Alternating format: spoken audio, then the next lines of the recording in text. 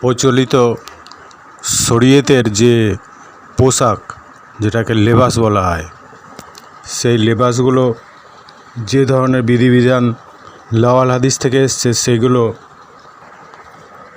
সেগুলোর তো কোনো গুনতির শেষ নেই। আমি কয়েকটা উদাহরণ দিচ্ছি, যেমন জুব্বা অর্থাৎ লম্বা জামা, আর হিজাব অর্থাৎ পর্দা। জুব্বা লম্বা জামা সেটা আরব কান্ট্রির সব জাতের লোকেরাই পরে, ইহুদি থেকে আরম্ভ করে সবাই পরে। আর হিজাব হচ্ছে পর্দা, যেটা নারীদের ঘরে পর্দায় থাকতে বলা হয়েছে, সেটাকে হিজাব বলে। সেটা কোরআন দৃষ্টান্ত, যেটা হাদিস, আল্লাহর হাদিস সেই কোরআনে রচনা করেছে, সেটা থেকে মেনে চলাই উচিত। আর বাকি লাওয়াল হাদিস থেকে যারা মেনে চলে সেগুলো একদমই অবৈধ, জাহান্নামে যাওয়ার রাস্তা। বিভিন্ন রকমের শরীয়ত আছে, শরীয়তের লেবাস আছে। যেমন গোড়ঘাটের উপরে পাজামাটাকে পরতে হবে। পাজামাটা যদি গোড়ঘাটের উপরে পড়ে, তাহলে গোড়ঘাটটা তো আল্লাহ তৈরি করেছে, এই লাওয়াল হাদিসের লোকেরা তো বানায়নি। আর শীতকালে যখন ব্ল্যাঙ্কেট গায়ে দিয়ে শুয়ে থাকবে, তখন তোর গোড়ঘাটটা খুলে রাখবে না, তখন সে গোড়ঘাটটা ঢাকাই দেবে। কারণ শীত বা সর্দি যেটাকে বলে, সেটা পা থেকেই হয়, ওর উৎপত্তি পা থেকে হয়। অতএব পায়ে স্যুট পরে, প্যান্ট পরে, আর গায়ে জামা পরে, জ্যাকেট পরে, মোটা জামা পরতে হবে। শীত প্রধান দেশে বা শীতকালে মোটা জামা পরতে হবে, পায়ে মোজা পরতে হবে, বুট পরতে হবে, প্যান্ট পরতে হবে, কোট পরতে হবে, মোটা কাপড়ের, যেগুলো কোরআন দৃষ্টান্ত। এগুলো আমি বলছি পরে। তা না পরে যদি জুব্বা পরে থাকে, এবার জুব্বা পরে যদি সে জুব্বাটা অ্যাকচুয়াল খ্রিস্টানরাও পরে, খ্রিস্টানদের যা মানে আলেম অর্থাৎ ফাদার যারা, তারাও জুব্বা পরে, লম্বা জামা পরে। আর বাকি ইহুদিরা জুব্বা পরে, ওরাও বোরকা পরে। কিন্তু এগুলো বিধানের মধ্যে নেই, এগুলো হচ্ছে পাতলা কাপড়ের। কিন্তু কোরআনে যেটা আছে সেটা হচ্ছে মোটা কাপড়ের, অর্থাৎ প্যান্ট, কোট, এগুলো, যাতে করে শীত আটক হয়, অর্থাৎ গায়ে শরীর গরম থাকে, সেই জন্য। তাছাড়াও অনেক রকমের বিধান আছে শরীয়তি, যেটা মানে লেবাস যেটাকে বলা হয়, প্রচলিত শরীয়তি লেবাস। সেগুলোর মধ্যে বিভিন্ন রকমের, যেমন জামা পরতে গেলে, জুব্বা পরতে গেলে ডান হাতটা আগে ঢোকাতে হবে, মসজিদে উঠতে গেলে ডান পাটা আগে বাড়াতে হবে, বেরোবার সময় ডান পাটা রেখে বাড়াতে হবে। আর বাথরুম যখন টয়লেটে যাবে, তখন বাঁ পাটা রেখে উঠবে, ঢুকবে অর্থাৎ। আর বেরোবার সময় বাঁ পাটা রেখে বেরোবে। এই যে বিভিন্ন রকমের বিধিবিধান, ডান দিকে কাত হয়ে শোয়া, মিষ্টি জিনিস খাওয়া, যার সুগার আছে সে তো মিষ্টি খেতেই পারবে না। আর হিজাব, সেটা আছে নবী পত্নী দেখারে বলেছে যে তোমরা যখন বাইরে বেরোবে, তখন বুকের চাদরটা একটু মুখে টেনে নেবে, গায়ের চাদরটা বুকে টেনে নেওয়ার কথা বলা আছে, তাতে করে চিনতে পারে যে এটা নবীদের স্ত্রী বা নবীর বংশধরের কোনো নারী। তো এখন উপস্থিত তো সবাই যখনই বাইরে বেরোচ্ছে জুব্বা পরে বেরোচ্ছে, তার মানে সবাই এটাই বলতে চাইছে যে আমরা নবী বংশের নারী বা নবীদের স্ত্রী, এটাই বোঝাতে চাইছে। কিন্তু কোরআন দৃষ্টান্ত আমি কিছু আয়াত থেকে ব্যাখ্যা করছি। যেমন সূরা আন-নূরে 30 নম্বরে আছে যে মুমিনদেরকে বলুন তারা যেন তাদের দৃষ্টি নত রাখে এবং তাদের যৌনাঙ্গর হেফাজত করে। সূরা আন-নূরের 31 নম্বর আয়াতেও আছে যে ঈমানদার নারীদেরকে বলুন তারা যেন তাদের দৃষ্টিকে নত রাখে এবং তাদের যৌনাঙ্গের হেফাজত করে। তারা যেন, যা সাধারণত প্রকাশমান, তাছাড়াও তাদের সৌন্দর্য প্রদর্শন না করে, সৌন্দর্য সেগুলোকে প্রদর্শন না করার জন্য, এবং তারা যেন তাদের মাথায় ওড়না এবং বক্ষদেশে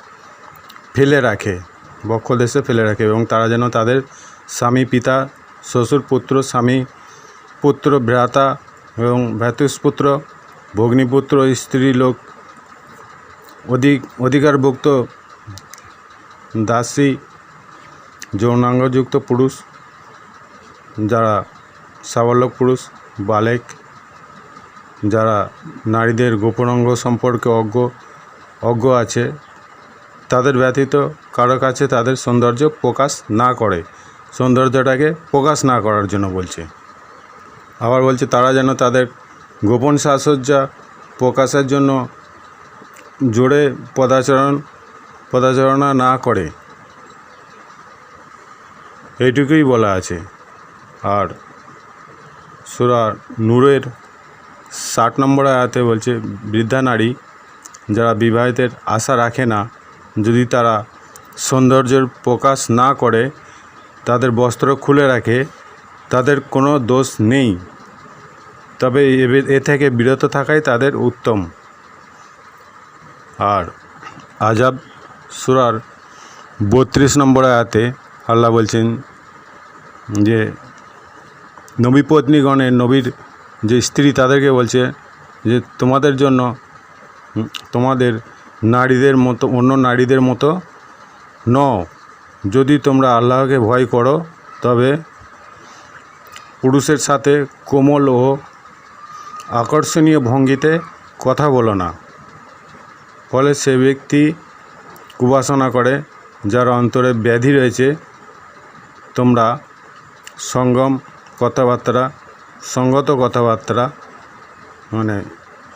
সঙ্গত কথাবার্তা বলবে, অর্থাৎ লিমিট রেখে বলবে।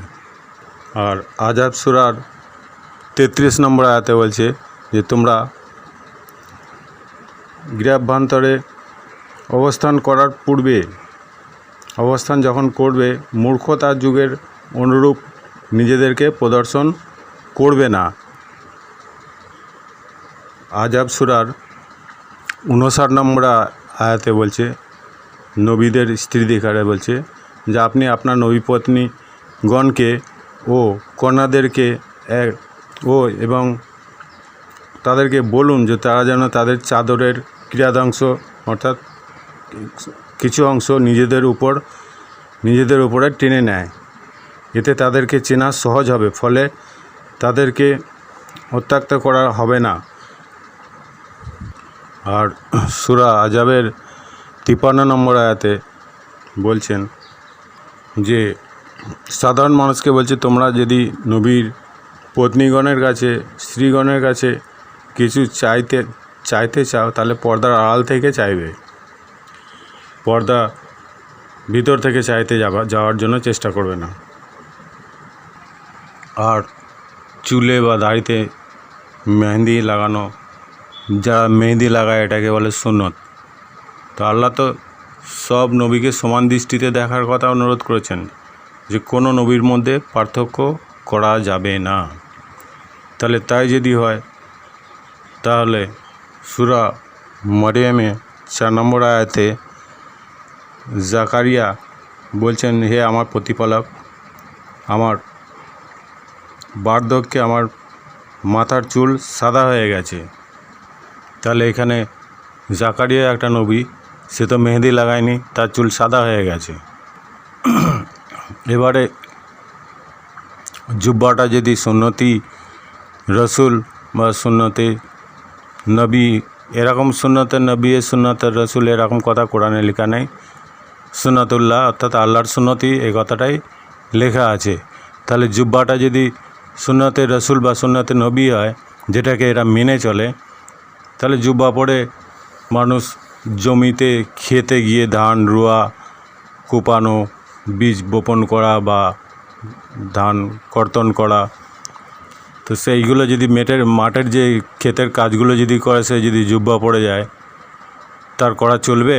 কিংবা কোনো মাছলিওয়ালা অর্থাৎ জেলে, সে যদি মাছ ধরতে নামে কোথাও ঝিলে পুকুরে বা নদীতে, সে যদি মাছ ধরতে নামে জুব্বা পড়ে যায়, সে জুব্বা পরে থাকাটা তার কি শোভা পাবে না? জুব্বা পরে থাকলে সেই জুব্বাটা পরিষ্কার থাকবে। আবার আরও বিভিন্ন কাজ আছে, গ্যারেজের কাজ, আর যারা বিভিন্ন রকমের যারা শৌচাগার মুক্ত করে, তারা যদি জুব্বা পরে থাকে, তাহলে জুব্বা যদি সুন্নতি হয়, তাদের ক্ষেত্রে সুন্নত হচ্ছে না কেন? আর জুব্বা পরে শীতপ্রধান দেশে যদি থাকে, গোড়গাঁট বার করে, তাহলে শীতে তো মরে যাবে। সমস্ত টোটাল কোরআনের মধ্যে কোথাও এই কথা লেখা নেই যে সুন্নাতে রসুল অথবা সুন্নাতে নবিয়ে, সুন্নাতুন রসুল কিংবা সুন্নাতের নবিয়ে এই কথাটা কোথাও লেখা নেই, বরং এটাই লেখা আছে যে সুন্নাতুল্লাহ, অর্থাৎ আল্লাহর সুন্নত। তাহলে আল্লাহর সুন্নত বাদ দিয়ে নবীর সুন্নত, রসুলের সুন্নত যারা মানছে, এগুলো তো বোকামি করছে। এক কথায় টোটাল কোরআনটাই হচ্ছে আল্লাহর বিধান, অর্থাৎ আল্লাহর সুন্নত, যেটা আল্লাহ তিনার নবীর ওপর ফরিদা করেছেন, অর্থাৎ ফরজ করেছেন, অর্থাৎ বিধান প্রদান করেছেন, সেটাই হচ্ছে। কিন্তু তা বলে এই নয় যে নবীর অনুকরণকে মানা বা নবী যেটা নির্দেশ দিয়ে গেছেন সেটা মানা, এগুলো মানা যাবে না। আল্লাহর নির্দেশ, আল্লাহর বিধান, আল্লাহর সুন্নাত, আল্লাহর ফরজ, এগুলো যেগুলো কোরআনে লিপিবদ্ধ আছে সেগুলোকে মানতেই হবে। তা না মানলে কিন্তু আল্লাহর শত্রুর সঙ্গে আর আমাদের মুমিনদেরও শত্রুর সঙ্গে তারা মিশে যাবে এবং তাদের জন্য তাদের জাহান্নাম। বিয়েটা যদি বলে নবীর সুন্নত, তাহলে আল্লাহ সরাসরি 33-37 আল্লাহ সরাসরি রসুলকে বিয়ে দিয়েছেন। এখানে দেবেন আল্লাহ স্বয়ং নিজে বিয়ে দিয়েছেন, তাহলে এটা আল্লাহরই সুন্নত, কোনো নবীদের সুন্নত নয়। আর গায়রুল্লাহর সুন্নত সেটা হচ্ছে আল্লাহর শত্রু, আর মুমিনগণ তোমাদেরও শত্রু। সেটা সূরা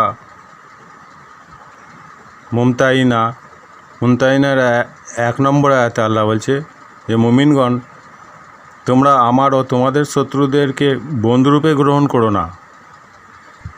এখানে কঠোরভাবে নিষেধ করে দিয়েছেন যে তোমরা আমার ও তোমাদের শত্রুদেরকে বন্ধুরূপে গ্রহণ করো না। আর যেটা ওভারকোট, কোট প্যান্ট, যেটা মোটা কোট প্যান্ট শীতের জন্য, অর্থাৎ শরীরকে ঠান্ডা থেকে গরম রাখবে, সেই রকম মোটা কাপড়, অর্থাৎ প্যান্ট কোট বা ওভারকোট, বুট, মোজা, যেটা গোড়গাঁট পর্যন্ত ঠান্ডা রাখবে এবং মস্তক, শরীর এবং কোমর থেকে নিচে পর্যন্ত মোটা কাপড় দিয়ে কোট প্যান্ট পরে, যে কোট প্যান্ট পরলে তাকে ঠান্ডা লাগবে না, অর্থাৎ শীত লাগবে না, অর্থাৎ শরীরটা গরম থাকবে। সেই জন্য আল্লাহ সূরা আরাফে 26 নম্বর আয়াতেও এই কথাটাই বলেছেন। সেটা 26 নম্বর আয়াতে সূরা আরাফে, হে বানি আদম, অর্থাৎ আদমের সন্তান, আমি তোমাদের জন্য পোশাক তৈরি করেছি, যা পোশাক তৈরি করার কৌশল শিখিয়েছি, সেটা কি? যা তোমাদের লজ্জাস্থান আবৃত করে, এবং অবতীর্ণ করেছি মোটা কাপড়ের কোট প্যান্ট বস্ত্র। মোটা কাপড়ের এখানে লেখা আছে। বিলাসুত শব্দের অর্থ হচ্ছে মোটা কাপড়ের যেটা কোট প্যান্ট, সেটাকে বলা হয় বিলাসুত। মানে পাতলা কাপড়ের জুব্বা নয়, আর হিজাবও নয়। এটা কোরআনটাকে ভালো করে বিশ্লেষণ করে দেখবেন যে আমি ভুল বলছি না ঠিক বলছি। বিলাসুত শব্দের অর্থ হচ্ছে, আল্লাহ বলছে যে এখানে তোমাদের জন্য কোট প্যান্ট, যেটা শরীরটাকে গরম রাখবে, তার জন্য আমি পোশাক তৈরি করেছি। এটা হচ্ছে আর সর্বোত্তম পোশাক, সেটা হচ্ছে আল্লাহর কুদরতের অন্যতম নিদর্শন, যাতে তোমরা চিন্তা ভাবনা করো। এছাড়াও জামার কথা লেখা আছে। টি শার্ট জামা হোক, ফুল শার্ট জামা হোক, যে কোনো জামা মানে জুব্বা নয়।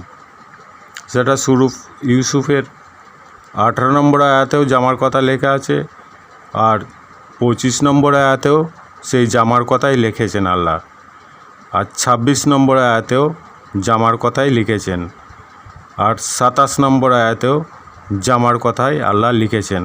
আর 28 নম্বর আয়াতেও আল্লাহ সেই জামার কথাই লিখেছেন। জামা কিন্তু জুব্বার কথা লেখেনি সূরা ইউসুফের মধ্যে। অতএব জুব্বা এগুলো ক্যান্সেল, বাতিল।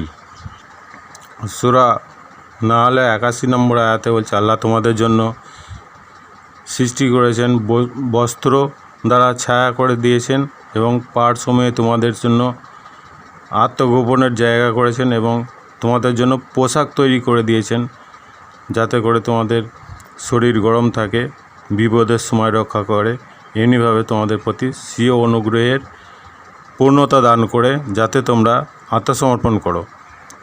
তাহলে এখানে জুব্বার কথা বা যেটা নাকাব বা হিজাব যেটাকে বলে, এগুলোর কোনো গন্ধই নেই। তো এইগুলো হচ্ছে আল্লাহর সুন্নত। আল্লাহর সুন্নতের কোনো পরিবর্তন পাবেন না। সূরা ফাতির 23 নম্বরে লেখা আছে যেটাই আল্লাহর সুন্নত বা রীতি, যা পূর্ব থেকেই চালু আছে। তুমি আল্লাহর সুন্নতের রীতিতে কোনো পরিবর্তন পাবে না। আর সূরা আজাবে 62 নম্বর আয়াতে আল্লাহ বলছে যারা পূর্বে অতীত হয়ে গেছে তাদের ব্যাপারেও এটা ছিল আল্লাহর রীতি, যেটা সুন্নত। আপনি আল্লাহর রীতিতে অর্থাৎ সুন্নতে কখনো পরিবর্তন পাবেন না। সূরা ইসরা অর্থাৎ বানি ইসরাইলের 77 বলছে আপনার পূর্বে আমি যত রসুল প্রেরণ করেছি তাদের ক্ষেত্রে এইরূপ সুন্নত নিয়ম ছিল। আপনি আমার নিয়মের বা সুন্নতের কোনো ব্যতিক্রম পাবেন না। নবীর সুন্নত বলে বা রসুলের সুন্নত বলে কোনো সুন্নত নেই।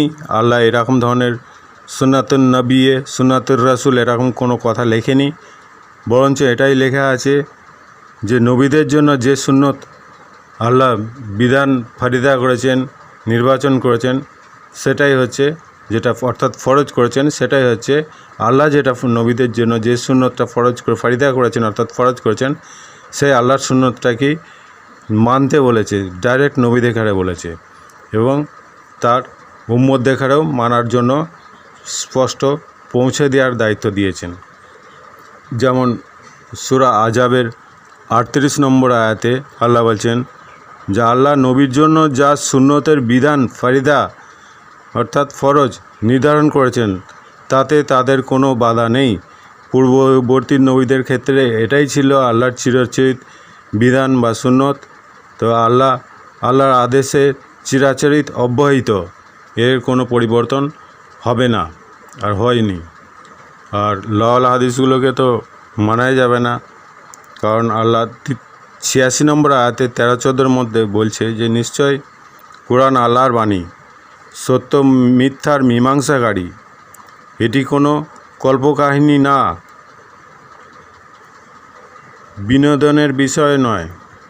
তাহলে মানতে গেলে কোরআন মানতে গেলে, কিতাব মানতে গেলে কিতাবুল্লাহ আল্লাহর কিতাব, কালেমা মানতে গেলে কালেমাতুল্লাহ আল্লাহর কালাম, ফরজ মানতে গেলে আল্লাহর ফরজ, সুন্নত মানতে গেলে সুন্নাতুল্লাহ আল্লাহর সুন্নত। এগুলো সব কোরআনের মধ্যেই আছে, কিন্তু মানুষ লক্ষ্য করে না। আর সুন্নত যেটা আল্লাহ বলছেন যে সমস্ত নামাজের প্রতি যত্নবান হওয়ার কথা বলছে, এটা হচ্ছে বাকারা 238 নম্বরে, সমস্ত নামাজের প্রতি যত্নবান হও। তাহলে মাগরিবের নামাজটাকে শুধু যত্নবান হচ্ছে, তাড়াতাড়ি নামাজ পড়তে হবে, বাকি অন্যান্য নামাজটা লেট হলে চলবে না। এগুলো ভ্রান্ত ধারণা। সূরা বাকারা 238-এ আল্লাহ বলছে যে সমস্ত নামাজের প্রতি যত্নবান হও, বিশেষ করে মধ্যবর্তী নামাজের ব্যাপারে। আর আল্লাহর সামনে একান্ত আদবের সঙ্গে দাঁড়াও। তাহলে আল্লাহর সামনে একান্ত আদবের সঙ্গে যেহেতু আল্লাহর দাঁড়ানোর নির্দেশ করেছেন, আর তুমি দাঁড়াচ্ছ আল্লাহর সামনে একান্ত আদবের সামনে, দাঁড়িয়ে কি করছো? আল্লাহর সামনে দাঁড়িয়ে আল্লাহকেই কোরআন শিক্ষা দিচ্ছ। আল্লাহর সামনে গোটা কোরআনটা আল্লাহর সুন্নত, যেটা আল্লাহর বিধান, যেটা মানুষকে শিক্ষা দিয়েছে, এটা হচ্ছে শিক্ষণীয় কিতাব, শিক্ষণীয় কোরআন। সেই কোরআনটাকে কী করছো? তেলাওয়াত করছো। আর বলছে যে নামাজের স্বর উচ্চও করো না আর অতি ক্ষীণও করো না, যাতে শুনতে অসুবিধে না হয়।